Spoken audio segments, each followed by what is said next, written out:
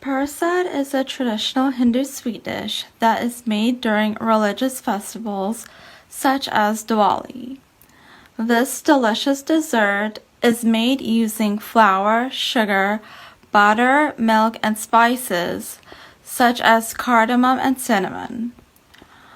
The flour is roasted in butter until it turns golden brown, after which sugar and milk are added to it.